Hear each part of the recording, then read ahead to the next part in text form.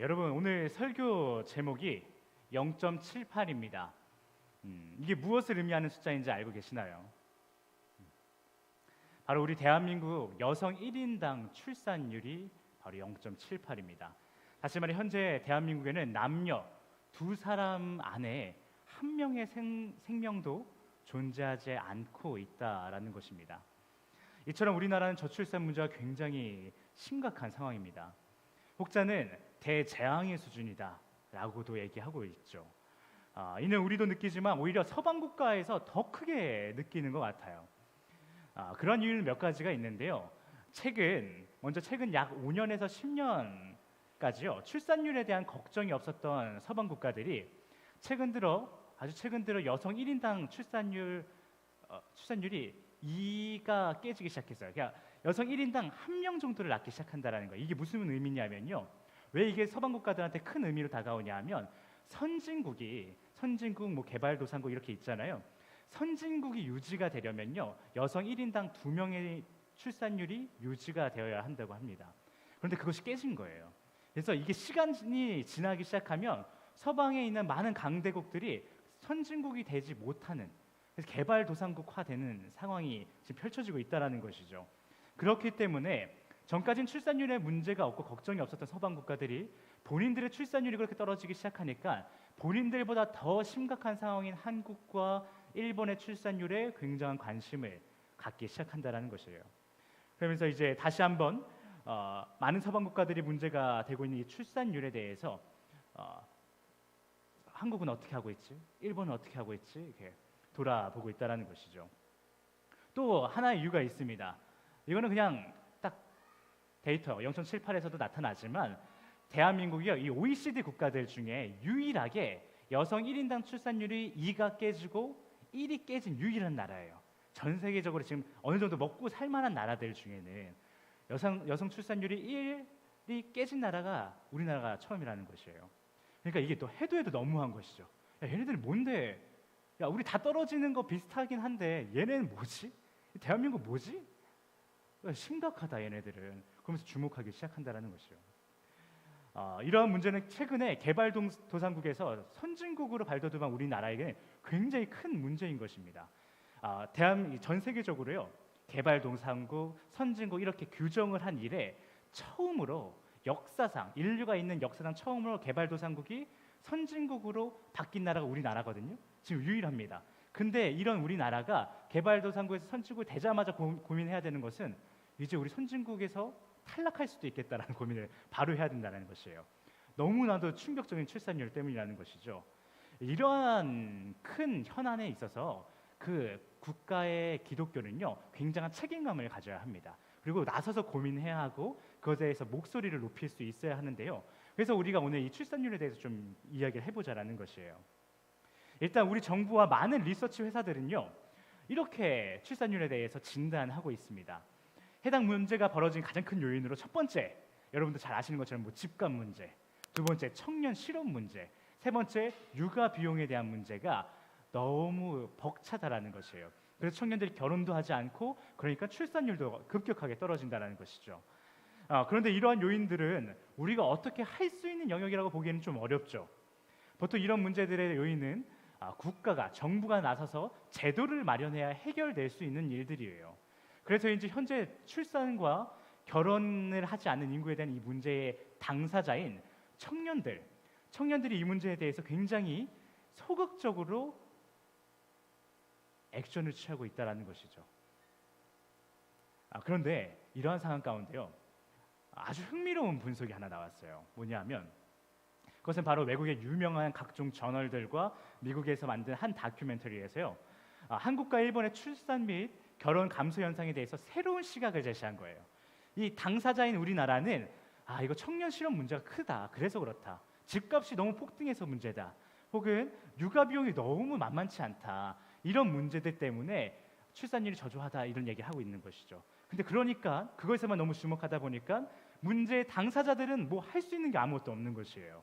그런데 이것을 한 발짝 뒤에서 바라보고 있는 서방 국가들은요, 완전히 새로운 시각을 우리들에게 제시하는데요. 그들이 제시한 이 저출산, 그다음 결혼 감소의 현상에 대해서 이것이 문제다, 라고 진단하고 있는데 그것이 무엇이냐면 바로 디지털 문화의 고도화 때문이다라는 평가를 하고 있습니다.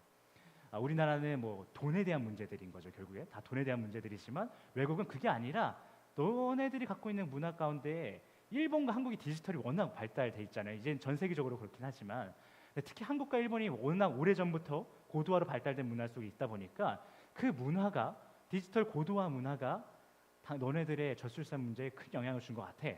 이렇게 진단했다는 것이죠.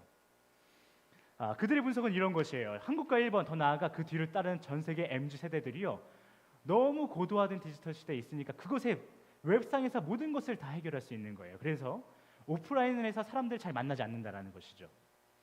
소통이 단절됐다라는 거예요. 그게 근본적인 이유라는 것이에요. 일단 사람을 뭐 만나야 너네가 결혼도 하지 않겠니? 너네가 뭐 사람을 만나야 뭐 애도 낳지 않겠어? 이렇게 얘기하는 것이죠. 근데 너희들 봐봐, 디지털 문화에 너무 빠져서 사람을 안 만나는 것 같아. 이렇게 얘기한다라는 거예요. 이는 결국 연애의 문화의 단절로 이어지고, 그러니까 결혼도 안 하고 출산율이 떨어진 거야. 이렇게 진단한다는 것이죠. 우리도 이러한 분석에 어느 정도 동의할 것이에요. 어른 세대분들이, 기성 세대분들이 젊은 세대들한테 이런 얘기를 항상 하죠. 너희들 왜 집에서만 뭐하니? 나가서 친구들도 좀 만나고 나가서 놀아라. 이런 얘기 정말 많이 한다라는 것이에요. 우리도 이들의 진단에 동의한다라는 것이죠. 그런데 반대로 이러한 생각도 갖고 있지 않나 싶어요. 기성세대들이 이전 세대에 비해서 현 세대의 청년들이 더 많은 연애를 하고 있지 않나? 더 많은 성생활을 즐기고 있지 않나? 라는 생각도 한다는 거예요. 그래, 잘 안 만나는 것 같긴 한데, 근데 다시 돌아보면 우리 때보다 너네들 연애는 더 자유롭게 많이 하는 것 같아. 우리는 뭐 결혼하기 전에 몇 명 만나고 결혼했다면 너희들은 뭐 엄청 많이 만나지 않니? 뭐 이렇게 생각한다는 것이죠. 또 우리 때는 뭐 결혼하기 전에 성관계가 무슨 몇 말이야. 근데 너희들 뭐 엄청 많이 하잖아. 이렇게 생각하고 있는 것이 우리들의 인식 가운데 있다라는 거예요. 그런데 과연 그럴까라는 질문을 한번 던져볼 필요가 있다라는 것이죠. 몇몇 통계에서 이런 의문들의 실체가 확인되고 있어요. 뭐냐면 한 리서치 회사에서 발표했어요. 1996년생부터 2012년생들을 모아놓고요, 한번 확인해 보니까 그들에게는 성에 대한 부정적인 인식이 자리 잡고 있대요. 그리고 성불황 현상이 그 시대에 그때 태어난 친구들에게 자리 잡고 있다라는 거예요. 그러니까 그 전 세대들에 비해서 성에 대한 인식이 굉장히 좀 좋지 않다라는 거예요. 오히려 더 막 적극적일 것 같은데 그렇지 않다는 것이죠. 성불황 현상이 뭘까요? 경기가 불황이다 그럴 때 뭐예요? 어렵다라는 것이죠. 부정적인 것이죠. 성에 대한 인식도 부정적이고 성생활도 그만큼 감소돼 있다는 것이 나타나고 있다. 이런 통계가 있다는 것이죠. 또 한 통계에서는요, 조금 더 직접적인 리서치를 했어요. 뭐냐면 섹스 리스에 대한, 젊은이들의 섹스 리스에 대한 통계를 한번 내본 거예요. 제가 원래 가지고 있던 이 통계를 보면서요, 제가 원래 가지고 있던 인식과 사뭇 다른 결과가 나와서 좀 놀랐습니다. 해당 조사의 결과는 이렇습니다. 20살에서 24살이라는 같은 나이대 기준으로 이미 그 나이를 벗어나신 분일지라도 그때 당신이 어땠습니까? 라는 질문을 했다라는 거예요. 그래서 20살부터 24살까지 사이를 기준으로 Z세대한테 확인해 본 거예요. 너 성생활 하고 있니 지금?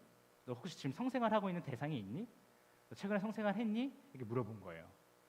그러니까 했습니다 말한 친구들도 있고 난 성생활 하지 않아요 라고 말한 친구들도 있겠죠. 그렇게 섹스 리스트, 난 섹스를 하지 않는다, 성생활을 지금 하고 있지 않다라고 말하는 청년들이요 15%래요. 생각보다 적은 수치이긴 하지만 어쨌든 15%라고 합니다. 그런데요, 더 놀라운 것은요, 그 앞 세대인 X세대들한테 물어본 거예요. X세대들한테 당신이 20살과 24살 사이에 있을 때 당신의 성관계 생활은 어땠어요? 라고 물어봤다는 것이죠. 그런데 뭐라고 나왔냐면, 어떤 결과가 나왔냐면요, X세대가 20살부터 24살 때를 지낼 때 섹스 리스였던 비율은 6% 미만이래요. 6%가 되지 않는다라는 거예요. 훨씬 더 많이 하셨다라는 거예요, 어르신들께서. 젊은이들보다. 놀라운 결과죠. 우리가 생각했던 인식이랑 완전 다른 거예요. 실체는 다른 거예요. 그냥 느낌은 워낙 매스컴에서 뭐 성 문제가 크다, 뭐 이렇다 저렇다 얘기가 많으니까 요즘 것들이 아주 문란하다 하는데 사실 그렇지 않다는 것이죠. 그런 말을 할 자격이 이 X세대는 없다라는 거예요, 최소한.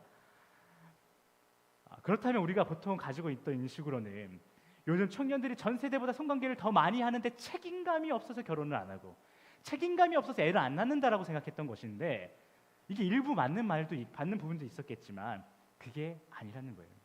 사실 절대적인 비율이 낮아졌다는 거예요. 굉장히 많이 낮아졌던 거고, 낮아졌기 때문에 결혼이 줄어든 거고, 낮아졌기 때문에 출산율도 적어진 것이지, 자기가 즐길 건 다 즐기는데 책임감이 없어서 결혼과 출산 안 한다, 이건 아니라는 거예요. 이제 어른들은 인식을 바꾸셔야 됩니다. 그렇지 않습니다. 청년들이 책임감이 없는 청년들이 아니라는 거예요. 이 문제는 단지 디지털 문화의 고도화 때문에 그들이 성생활하는 비율 자체가 급격하게 줄어들었고, 이성을 만나는 비율이 급격하게 줄어들었기 때문에 나타난 현상이라는 외국 리서치의 결과들이 있는 것이죠. 그렇다면 디지털 고도화로 인해 성관계가 줄어들었고, 그로 인해 결혼이 감소되고 출산율이 줄었다는 것은 이후에 이해가 되죠. 이 상관관계는 이해가 될 것이에요. 그런데 도대체 디지털 고도화가 어떻게 그런 결과를 가져왔는가 보다 근본적인 질문을 해볼 필요가 있어요.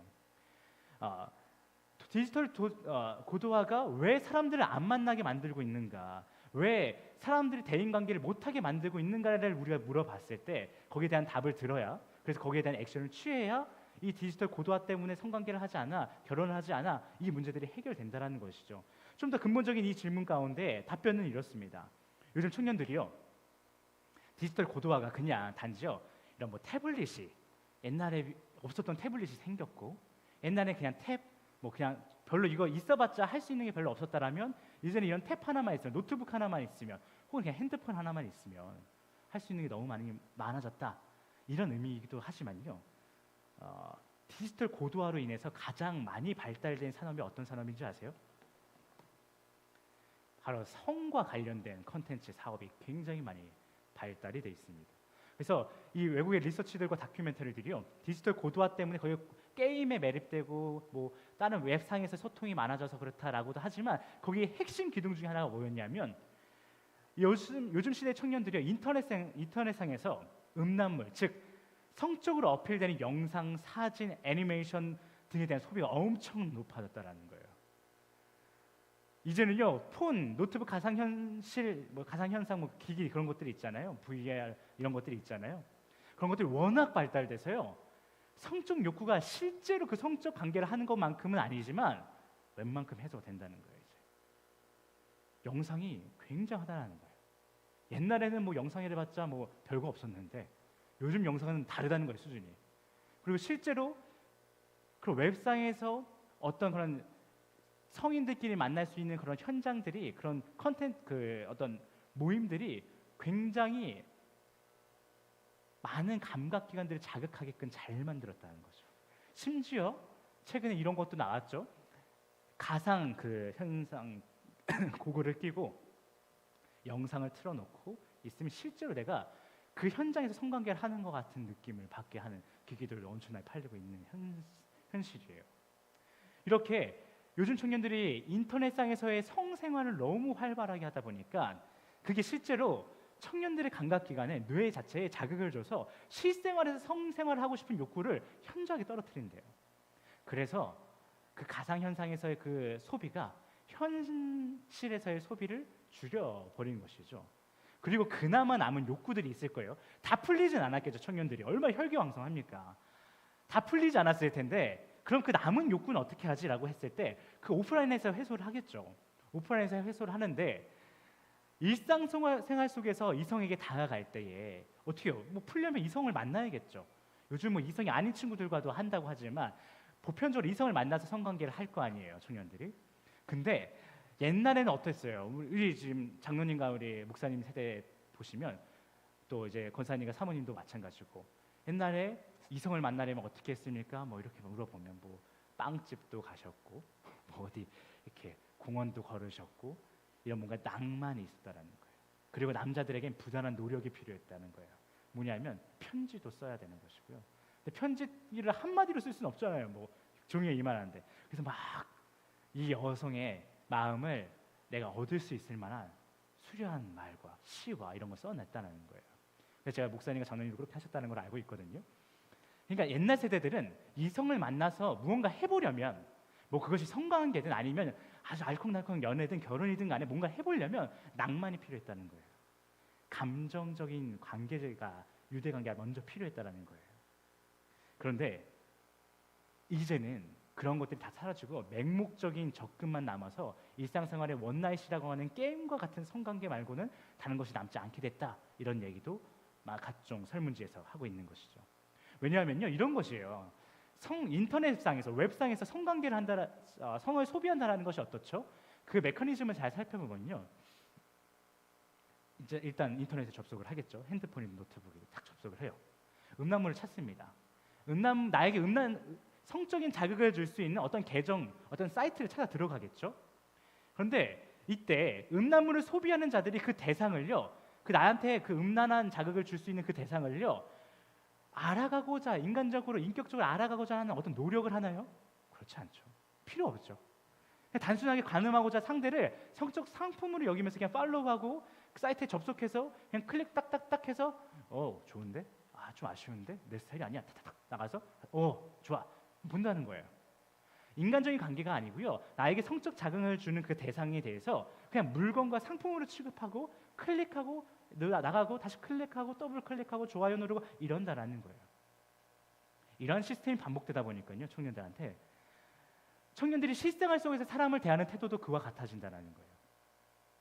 그렇게 사랑 혹은 성이라는 것이 더 이상 관계의 산물이 아니라 그냥 감각기관에 의한 욕구, 단순한 관음의 상징이 되었다는 거예요. 그래서 이전 세대들이 더 많은 성관계를 했음에도 불구하고 요즘 청년들이 더 뭔가 음란한 것 같고 더 문란한 것 같아 보일 수 있다는 것이죠. 이러한 태도는요, 결국 사람을 생명체로서 존중하기보다는 타인은 나의 욕구를 채워줄 대상으로 인식하는 결과를 낳기 시작하는 거예요.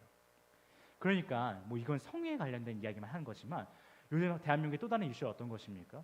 어떤 남자들이요, 불특정 여자한테 다가가서 그냥 막 밀치고 막 돌려차기 해서 여자 살인 미수 사건이 나고 이런 이야기들이 엄청 많이 나오고 있거든요. 그것이 과연 그 대상을 인격적으로 대했으면 그런 일이 있겠냐라는 거예요. 나의 폭력적인 욕구를 채워줄 어떤 그냥 대상으로 생각했을 뿐이기 때문에 그냥 아무도 모르는 일면식도 없는 사람한테 가서 그냥 뺨을 때리고 돌려차기를 하고 밀치고 한다라는 거예요. 나의 욕구를 그냥 배설해버리는 것이죠. 지금 많은 청년들이, 많은 젊은 세대들이 인터넷상에서의 관계를 소비하다 보니까 이런 결과들이 나오고 있다는 거예요. 그러니까 원나잇은 있지만 진지한 연애는 점점 줄어드는 거예요.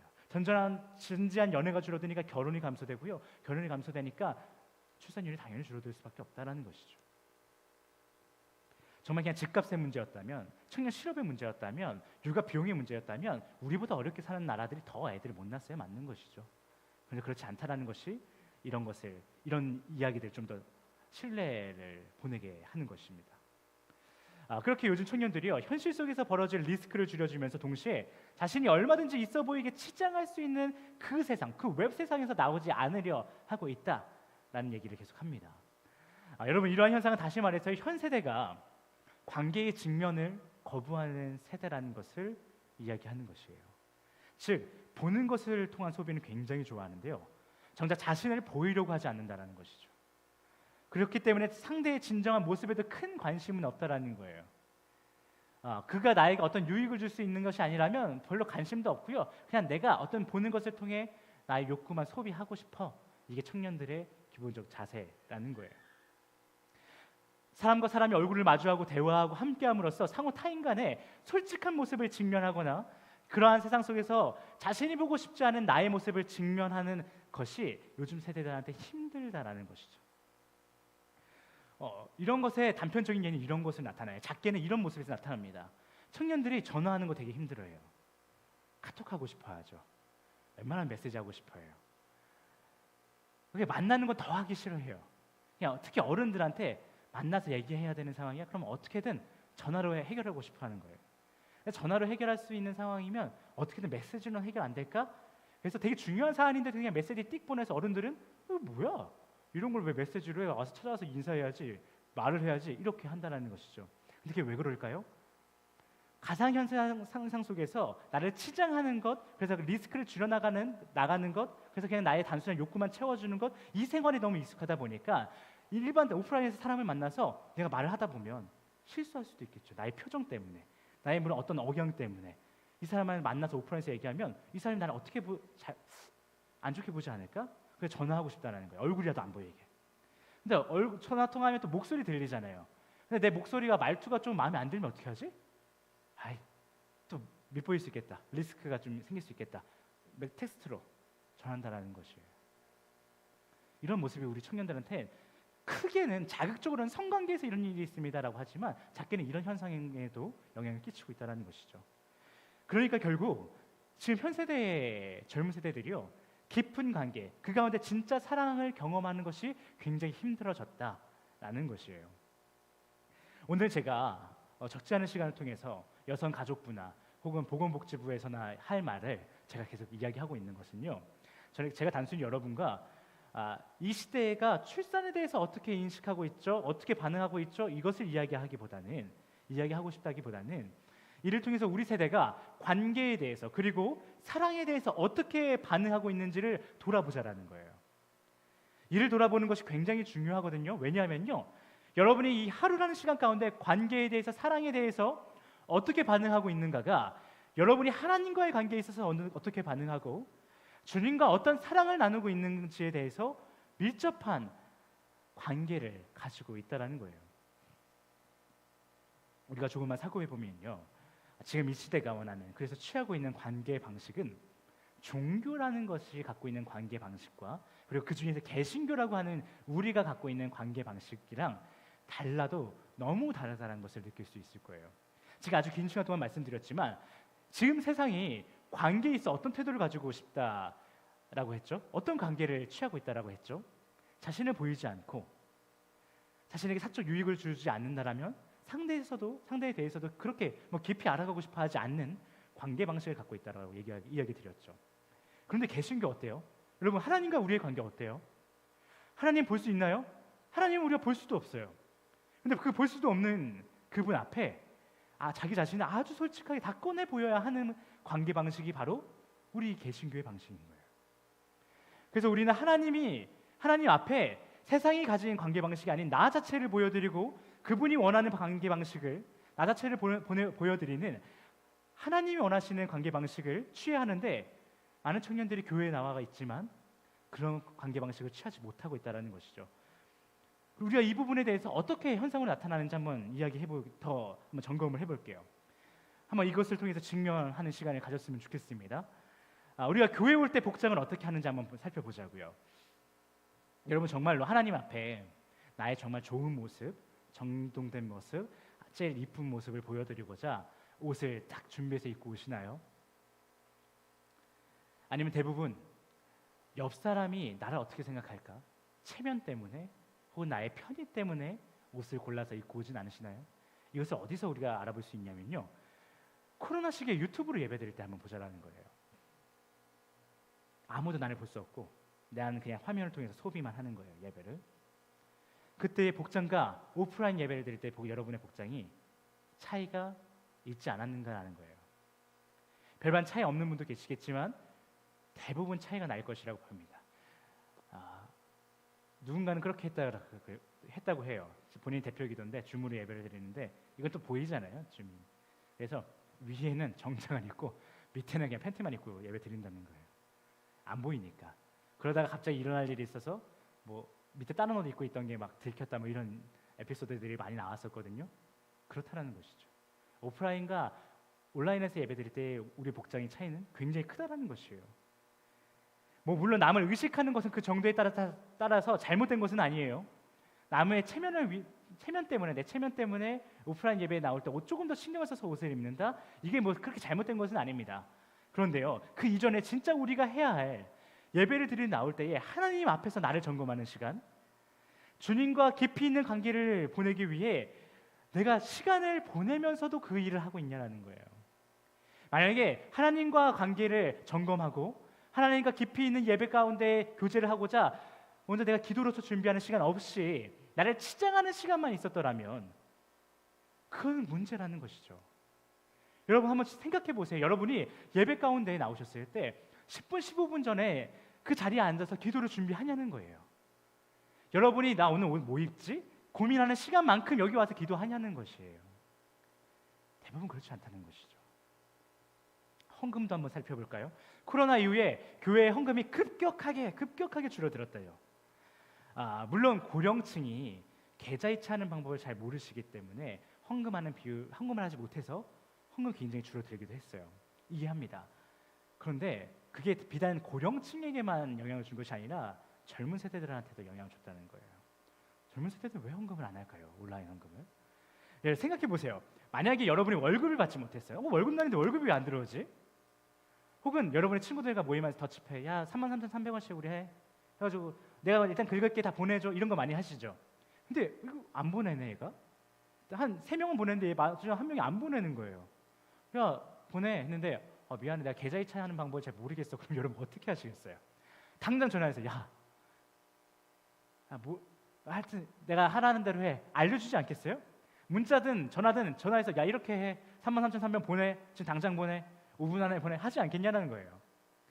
청년들이 계좌이체하는 방법을 몰라서 헌금을 하지 않는다라는 거, 헌금을 못한다 이게 아니라는 것이죠. 여러분 헌금은 교회 살림살이에 좀 보탬 좀 하십시오. 그냥 거저 교회에 내는 돈이 아니잖아요. 헌금이란 나의 삶을 드리겠다라는 하나님 앞에서의 결단인데 그것이 사람들이 모여서 예배드리지 않게 되었을 때 급격하게 줄어든다는 것이 무엇을 의미할까요? 결국 이 시대의 많은 성도들이 헌금을 드릴 때 그 진정한 의미로 내 삶을 드리겠다는 의미로 헌금하는 것이 아니라 그냥 하나님 가운데서 긴밀한 교제 가운데서 결단해서 드리는 것이 아니라 예배 안내하는 사람이 헌금함 앞에 서 있네요. 이거도 안 내기 민망하죠. 그래 낸다는 거예요. 그리고 뭐 헌금 카운트하고 어떤 교회는 주보 뒷면에 제가 옛날에 사역했던 교회는 아니에요. 이건 덕이 되지 않으니까 말하지 않을게요. 뭐 헌금 한 사람들의 이름 막 쓴단 말이에요. 11조 누가 했습니다. 감사헌금 누가 했습니다. 거기에 내가 이름이 없으면 안 되니까 헌금하는 경우들이 많다는 것이죠. 온라인 예배 드리니까 뭐 주보 볼 일이 있겠습니까? 안 보니까 안 한다는 거예요. 예배 안내하는 사람이 날 쳐다보고 있지 않으니까 안 한다는 거예요. 그래서 목사님들이 코로나 시기에요. 뭐 교회에 어려운 것도 있었겠죠. 그게 완전히 영향을 안 줬다는 것은 아니지만 많은 목사님들이 이런 마음의 중심을 지키지 못하고 있는 성도들의 모습을 보고 헌금하셔야 된다라고 설교했다는 거예요. 그러니까 뭐라 그러는지 알아요? 많은 성도들이요. 교회가 돈이 없어서 좀 어려운가? 헌금을 안 하니까 좀 어려운가? 혹은 저 교회가 뭐 돈 타령만 하네? 이게 이제 교회의 그 겉모습이 다 실제 모습이 내면의 모습이 다 드러나는 거네. 교회 목사님 돈 안 하는 것 같더니 이제 와서 돈 하네. 이런 안타까운 말들을 한다는 거예요. 찬양할 땐 또 어때요? 신나는 찬양 부를 때 막 오프라인 예배였으면 막 앉아서 있지 못하고 일어서서 막 큰 소리 찬양하던 사람들이요. 온라인 예배가 됐을 때 어떻게 했을까요? 많은 가정에서 개인적으로 예배 드릴 때 어떤 모습이었을까요? 한번 우리 점검해보자라는 거예요. 내가 이전에 오프라인 예배였으면 막 목소리 크게 찬양하고 손 들고 찬양하고 막 일어나서 찬양했을 분들이요. 온라인 예배가 되니까 목소리 따라 부르지도 않고요. 그냥 앉아서 부르는구나 하고 있다라는 거예요. 물론 단체로 있을 때 그 막 열기가 있죠. 그 뜨거움이 있죠. 같이 찬양하고 싶은 마음이 있어요. 그게 나쁜 거 아니고요. 좋은 거예요. 그래서 공동체가 필요한 것이죠. 그런데 우리 한번 생각해 볼 필요는 있다라는 거예요. 하나님을 향한 찬양의 열기가 갑자기 식은 것인가? 아니면 지금까지 내가 큰 소리를 찬양하고 일어나서 찬양하고 손들고 찬양했던 게 누군가 나를 보고 있기 때문에 그런 행동을 하고 있었던 건가? 아니면 교회라는 공간 가운데 습관적으로 그러한 모습을 취하고 있었던 것은 아닌가? 점검해보자라는 거예요. 이처럼 잠시 동안 복장, 헌금, 그 다음에 찬양에 대해서 그 태도에 대해서만 보더라도 우리는 하나님 앞에서 직면의 시간보다는 꾸밈과 가짜가 난무하는 신앙생활을 했다는 것을 많은 분들이 깨닫게 되셨을 것입니다. 이 시대 기독교인들이 예배를 드리러 나오는 모습은 마치 소개팅 앱이나 인스타에서 자신을 치장하고 자신의 진짜 모습이 아니라 잔뜩 보정한 사진을 올리는 모습과 비슷한 모습을 취하고 있어요. 또한 진짜 자신의 삶이 아닌 자신의 삶에서 남들이 부러워할 만한 아주 작은 요소를 크게 뻥튀기 해서 부풀려서 허세 부리듯 나 이런 데 갔어, 나 이런 거 있어 라고 보여주는 것과 비슷한 모습을 신앙생활 가운데 하고 있다는 것이에요. 이게 무슨 말이냐고요? 우리가 하나님 앞에 나올 때요, 자꾸만 이번 한 주를 아주 잘 살아낸 교인처럼, 혹은 아무 일도 없었던 말 잘 듣는 하나님 아버지의 자녀인 것처럼 행동하려고 한다는 거예요. 우리가 성도라면요, 여러분, 우리가 성도라면 지난 한 주간 제 가운데 살았다라면 예배 가운데 나왔을 때 처절한 모습으로 예배 가운데 나오셨어야 돼요. 지난 한 주 하나님이 아닌 세상을 사랑했으면, 그러한 불륜과 같은 더러운 죄인같이 살았다라면 우리는 하나님 앞에 엎드리며 나왔어야 되는 거예요. 지난 한 주 동안 하나님의 대화 요청, 수없는 대화 요청을 거부해 왔으면, 하나님과 대화를 단절해 왔으면, 하나님 앞에 우리 관계 아무 이상 없죠, 하나님, 아무렇지 않나요? 라고 하면서 찬양하고 말씀 듣다가 가면 안 된다라는 거예요. 여러분만 생각해 보자고요. 한번 생각해 보자라는 거예요. 여러분이 친구와 어디 놀러 갔는데 그 친구가 여러분한테 아주 큰 잘못을 저지른 거예요. 너무 열받는 거예요. 근데 그 친구가 뻔뻔하게 뭐 어쩌라고, 김주현 뭐 어쩌라는 거야, 뭐 어쩌라고 이러면 열받지 않겠어요? 어떨 것 같으세요? 막 이제 인관한 신임소회가 준대철 뭐 어쩌라는 겁니까? 그럴 수 있지 않습니까? 진짜 막 패급으로 막 이렇게 행동한다면 여러분 마음이 어떨 것 같으세요? 만약에 여러분의 배우자가요, 지금 대부분 배우자가 있으시죠? 여러분의 배우자가요, 다른 이성과 모텔 가서 잠자리 다 하고 여행 갔다가 집에 돌아와가지고 밥 먹자, 아무 일도 없었던 것처럼 밥 먹자, 야 오늘 오랜만에 애들 일찍 재우고 우리 뭐 뜨거운 밤 좀 보낼까? 막 이런 얘기를 한다면 그 역겨움이 아무렇지 않을 수 있겠습니까? 여러분이 친구한테 카톡을 보내요. 막 보내요. 근데 일이 없어졌어요. 무슨 의미인지 아시죠? 일이 없어졌다는 건 봤다라는 거예요. 읽었다라는 거예요. 근데 답장 안 해요. 야, 나 이거 지금 뭐 하고 있는데 도와줄 수 있어? 답장 안 해요. 바쁜가? 그래서 야, 오늘 나 여기 가는데 같이 갈래? 답장 안 해요. 한 며칠 동안 계속 답장 안 해요. 계속 일 실패해요. 근데 갑자기 한 보름 지나서 카톡이 왔어요. 그 친구네요. 맨날 일 실패했던. 근데 나 지금 요즘에 뭐가 필요한데 뭐 좀 해줄 수 있어? 갑자기 자기가 필요한 게 있다고 연락한 거예요. 그럴 때 여러분 마음이 아무런 불편함이 없을 수 있겠어요? 지 필요하다면 연락하네? 이런 마음 들지 않겠냐는 거예요. 그런데 왜 우리는 반복해서 예배 가운데 나올 때, 또한 매일 하루하루를 살아갈 때에 하나님 앞에서 이러한 행동을 하냐는 거예요. 예수 그리스도, 우리의 신랑이신 그분과 우리의 관계는 관음의 관계가 아니잖아요. 그냥 보는 것, 예수라고 하는 종교적 상품, 그 물건을 우리가 소비하는 게 아니잖아요. 그런 식으로 관계를 맺는다면 우리 삶 가운데 하나님과 진정한 관계를 맺을 수 없다라는 것, 여러분 지적으로 다 알고 계시잖아요. 여러분 오해하지 마세요. 지금 제가 여러분에게 매일 예배 가운데 나올 때 죄책감을 가지고 나오세요, 왜 웃으며 나오십니까? 이런 얘기하는 거 아니에요. 율법적으로 행위하며 사실한 얘기하는 것은 절대 아닙니다. 다만 신앙생활을 인터넷상에서 음란물을 소비하듯이, 관계를 소비하듯이 거짓과 치장이 난무하고 일상생활과 단절이 된 채 하지 마시라는 거예요. 믿음을 자신의 일상생활 가운데 긴밀하게 끊임없이 대입시키셔야 돼요. 자신의 삶과 예수 그리스도를 분리하며 종교라는 것을, 예수 그리스도라는 것을 단순히 소비하듯 신앙생활하면 안 된다는 것이에요. 일상생활에서는 예수와 아무 상관없이 사시다가 그렇게 세상을 사랑하는 불륜을 저지르고, 하나님이 문을 두드리시는데도 불구하고, 대화하자라고 하시는데도 불구하고 그와 소통하지 아니하고, 경건의 생활은 개나 주라고 하는데 아무것도 성경 한 장 피지 아니하고 살아가다가 정작 교회 나와서 아무 일도 없고 하나님과 교제 잘했던 신앙인인 것처럼 살아가는 그런 거짓된 신앙생활 하지 말라는 거예요. 여러분, 우리는 하나님을 만나야 합니다. 그를 경험해야 합니다. 그리고 그 모든 시간에 낭만이 있어야 합니다. 우리는 하루하루를 살면서 우리를 버려두지 않으시나 그 하나님과 내 삶에 떨쳐지지 않는 문제 가운데 함께 직면하시고 이겨내셔야 합니다.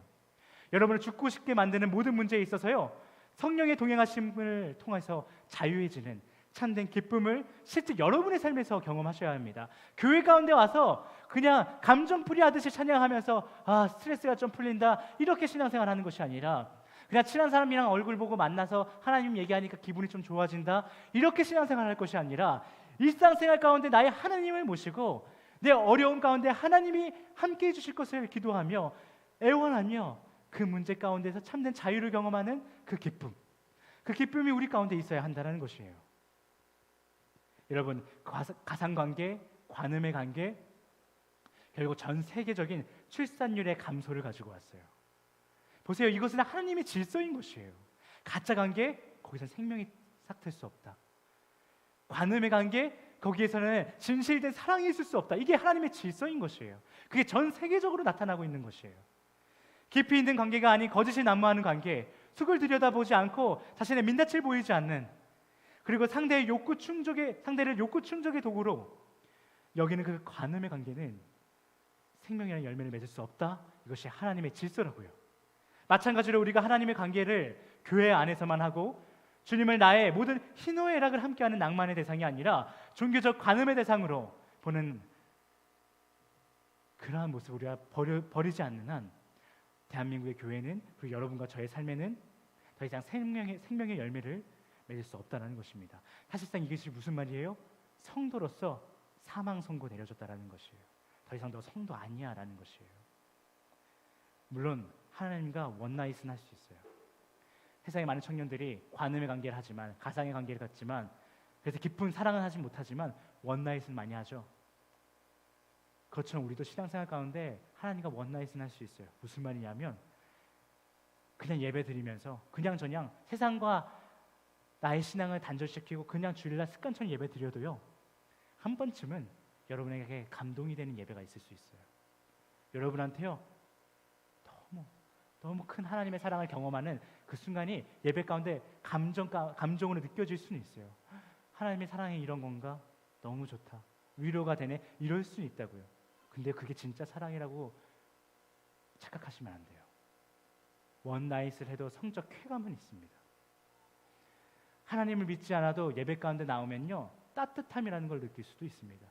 위로를 느낄 수 있습니다. 안전함을 느낄 수 있어요. 그것이 진정한 사랑인 것인가와는 별개라는 거예요. 그러나 그것을 진짜 사랑의 관계라고 여기면 그러한 삶 가운데는 진정한 사랑의 꽃을 피울 수 없는, 생명을 피울 수 없는 삶이 된다는 것이죠. 여러분, 부끄럽더라도, 직면하고 싶지 않더라도 여러분의 솔직한 신앙 상태를 가지고 하나님 앞에 나아가셔야 돼요. 하나님은 여러분의 잔뜩 보정된 그런 모습을 원하시지 않으세요. 하나님은 잡티가 조금 있지만, 아름다울 것 하나 없지만 그 모습마저도 사랑해 줄 수 있습니까? 라고 다가오는, 그렇게 정말 하나님을 의지하는 여러분의 모습을 원하시는 것이에요. 그러한 솔직함, 용기를 통해 하나님과 여러분의 관계는 진짜가 되는 것이에요. 성숙한 신앙인인 척 이때는 손도 들고, 이때는 크게 찬양하고, 이때는 설교 중간에 아멘도 한번 해야 목사가 힘도 받겠지, 뭐 이런 신앙생활이 아니라 진짜 이 가운데 하나님이 나에게 무슨 말씀하고 계시는가, 정말 하나님이 이 예배 가운데 나에게 무엇을 바라고 계시는가, 그리고 내일 월요일은 무엇을 원하시는가, 화요일은 무엇을 원하시는가, 매일의 삶에서 그분 가운데 나의 부끄러움을 고백하셔야 된다는 거예요. 여러분, 하나님께서 여러분을 무엇으로 지으셨죠? 우리 창세기에 나오죠. 흙으로 만드셨습니다. 그 일을 위해서 하나님 먼저 창조의 시간을 통해, 앞선 창조의 시간을 통해서 흙을 먼저 만드셨어요. 그리고 그 중에 모르긴 몰라도 가장 좋은 흙들을 모아서 황도연을, 김소연을, 한만혁을, 고재일을, 김주영을, 김옥희를, 최한권을, 그리고 온라인으로 드리고 있는 많은 성도님들을 하나하나 만드셨을 거라고요. 그렇게 지음받은 우리는요, 세상을 살아가다 보니 원치 않는 수많은 씨앗들이 우리라는 흙 가운데 자리 잡기도 했을지 모르겠어요. 아름다운 꽃을 원했던 우리에게는 잡초가 와서 심겨질 수도 있고요, 독초가 와서 심겼을지도 모르겠어요. 그렇게 우리는 무능력한 존재로서 모든 계획, 난 이런 꽃을 피워야지, 이런 곡식을 맺어야지 라는 그 모든 계획이 다 실패했을지도 모르죠. 그래서 지금 여러분의 삶을 돌아보면 이러한 문제의 씨앗이 열매를 맺었고, 이러한 씨앗이 열매를 맺었고, 수많은 허다한 잘못된 씨앗들이, 원치 않은 씨앗들이 맺어졌을지 모르겠어요. 그러나 여러분, 하나님께서는요, 흙으로 만들어진 여러분과 저의 삶에 한 가지 특별하고도 확고한 계획을 가지고 계세요. 여러분이란 소중한 그 땅 위에 정말 아름다운 꽃 한 송이를 피우시겠다라는 그 계획이 하나님에게 있다라는 거예요. 너무나도 향긋한 꽃내음을 풍기는 그 꽃 한 송이를 내가 저 삶에 꽃 피우겠다라고 하는 하나님의 확고한 계획이 있다라는 것이에요. 그 꽃의 이름이 바로 예수 그리스도입니다. 성령을 통해서 여러분에게 물을 주고 성령을 통해서 따뜻한 햇볕을 주시면서 여러분 삶 가운데 잡초가 난무하고 독초가 난무했을지라도 그것을 다 무력화시킬 만한 그 예수 그리스도라는 꽃 한 송이를 여러분 삶 가운데 꽃 피우시길 하나님께서 계획하고 계신다라는 거예요.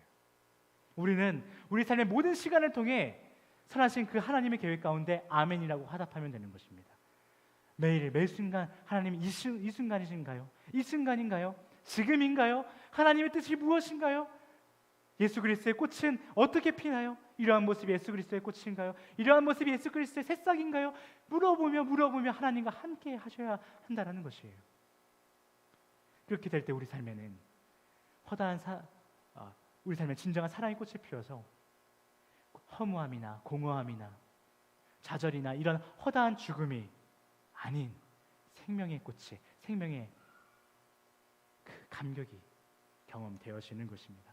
여러분, 오늘 본문 다시 한번 읽고 오늘 말씀 선포를 마치도록 하겠습니다. 참되라, 경건하라, 오르라, 정결하라, 사랑스러우며 칭찬받을 존재가 되라. 오늘 우리의 8절에 이렇게 얘기하고 있습니다. 사랑하는 헤이스 패밀리 여러분, 아닌 척, 괜찮은 척, 아무 일도 없는 척 하지 마시고 모든 것 위에 뛰어나신 그 이름 앞에 참으로 신앙생활 하십시오. 또한 경건하십시오. 하나님 되심을 진정 믿는다면 하나님 앞에 죄를 고백함에 있어 빠짐없이 고백하며 정직하게 나아가십시오. 흠없이 사십시오. 앞서 말씀드린 것처럼 참으로 경건함으로 생활하다가 신앙생활하다가 여러분에게 또 하루가 주어진다면, 그렇게 하나님의 은혜가 또 주어진다면 그 은혜를 알고 매일 구별된 신앙인으로서 살아가려고 죽도록 노력하십시오. 어제 실패했을지라도 오늘 죽도록 노력하십시오. 또한 정결하십시오. 비록 우리는 연약하지만 주님을 향한 마음만은 결백하고 순진한 신앙인이 되십시오.